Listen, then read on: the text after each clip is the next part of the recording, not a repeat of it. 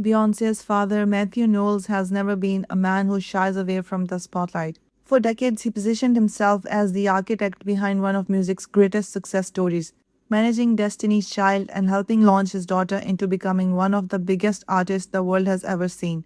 But this week, it wasn't his business insight making headlines. It was a 5-second reaction that sent the internet into a frenzy. During a sit down interview arranged to promote his Destiny's Child tribute concert tour, Matthew seemed relaxed and ready for a straightforward conversation. But things took a sharp turn the moment the anchor began praising both Matthew and his ex wife Tina Knowles for their contributions to Destiny's Child's success. The compliment was warm, the response was not. What work did she do? Matthew asked, his tone calm but cutting. The anchor kept his composure and reminded Matthew of what most Destiny's Child fans already know, that Tina styled the girls' hair, designed their iconic stage outfits, and was even the one who came up with the group's name. After a pause, Matthew acknowledged it. Okay, you're right. The styling, the imaging, you're right. But then he stood up. We'll stop now, he said flatly. The anchor, still processing what was happening, asked if he had said something wrong. Matthew simply replied, no, not at all, shook his hand, and walked off set. The whole exchange lasted barely a minute, but it was more than enough to go viral.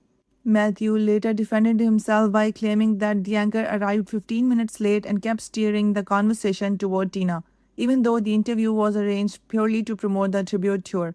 How it starts is how it ends. It started on a bad note and obviously ended on a bad note for him, he said. He also insisted he had handled things professionally.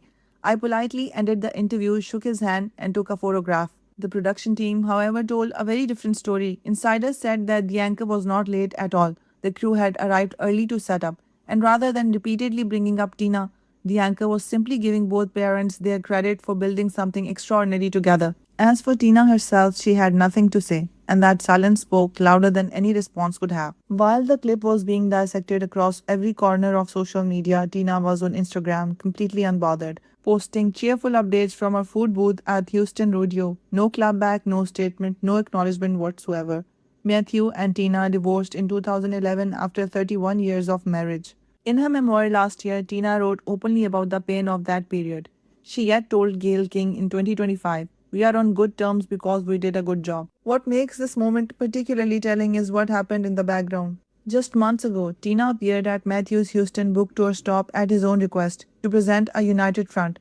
She even promoted his tribute concert on her social media. Tina once stated, both of us, neither one of us have ever badmouthed each other, ever, and I would never do that.